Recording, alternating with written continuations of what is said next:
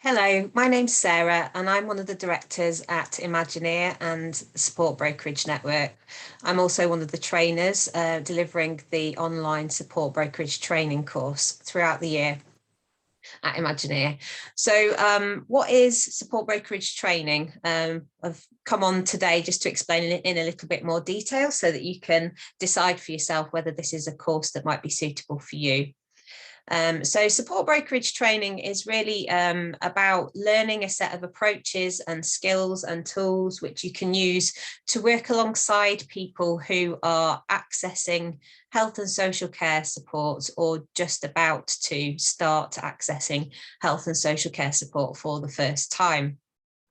And it's really about helping people to understand their rights and their choices and the options available to them with the underpinning understanding of the legislation, the legal frameworks which provide their rights under health and social care provision, and also the underpinning values and approaches which sit beneath where support brokerage started. So really recognising the history of independent support brokerage and some of the different approaches and models which feed into support brokerage, which include things like person-centred planning and asset-based community development, local area coordination and community connecting, just to name a few.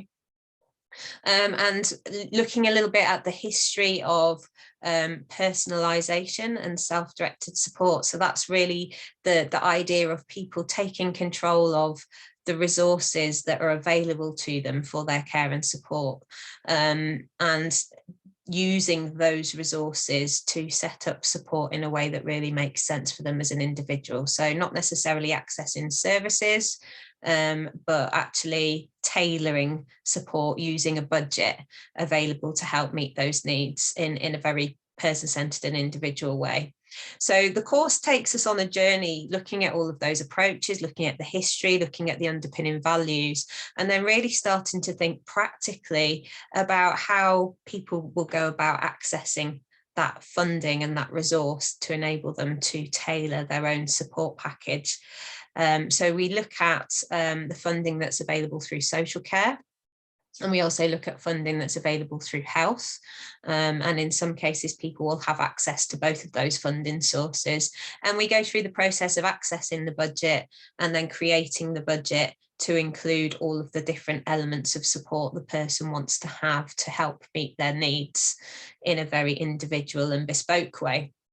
So the role of the support broker really is as an independent party in that process, helping the person to understand their rights, giving them assistance with researching what's available, what opportunities there might be, and not just looking at health and social care services and health and social care funding as the only source of support for the person, but actually looking much wider to what's available in the person's local community, and the resources and opportunities that reside locally as well. We do a lot of focusing on the person's connections, their relational connections within their families, their friendships, their neighbourhoods, and where people are particularly lonely or isolated, or perhaps only really have paid support in their lives, we look at how we can support the person to build and develop those connections so that they're not just relying on paid support to be able to access their local community and actually enjoy citizenship on a local level. So the course takes us through that journey over 8 sessions. Each session is 2 hours long over Zoom. The group is quite small so that we have opportunity. It's very informal, opportunity to talk, discuss, ask questions, share thoughts and ideas.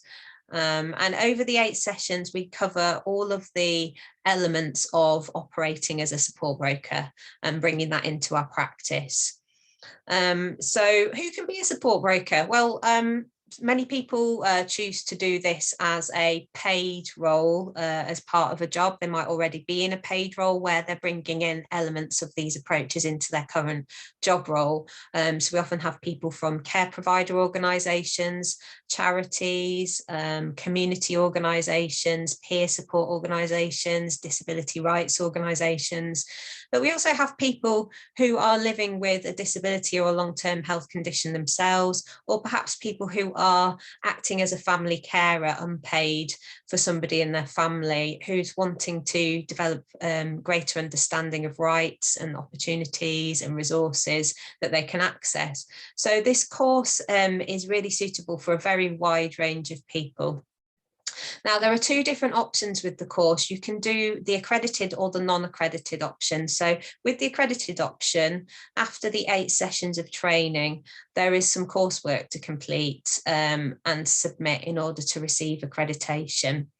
That coursework is assessed and then a formal accreditation is applied through the Open College Network, and the person will receive a certificate acknowledging that they've been identified as an accredited support broker with the Support Brokerage Network. There is an additional cost to go through the accreditation process, and we do recognise that learning and doing coursework is not the right option for everybody, and it might feel like too much to manage at the moment.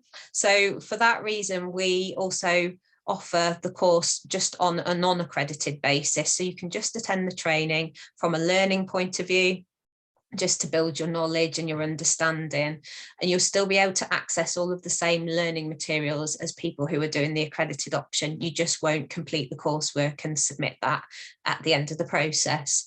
So in terms of learning materials, if you attend the training, you'll receive workbooks with the questions in for accreditation if you've chosen that option. You'll receive a range of case studies where different people, they're fictional case studies, but they're based on people we've worked alongside to provide support brokerage with in the past. You'll receive handouts for each of the sessions, which contain copies of the slides from the training and space to make your own notes.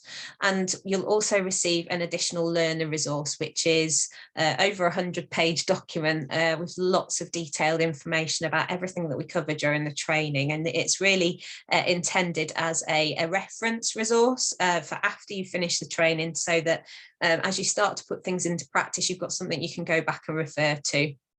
And people use it as a handbook often, just to refresh their memory on different aspects of the training. So it's really great value for money. Once you've completed the training, you'll have the opportunity to join the support brokerage community as a practitioner.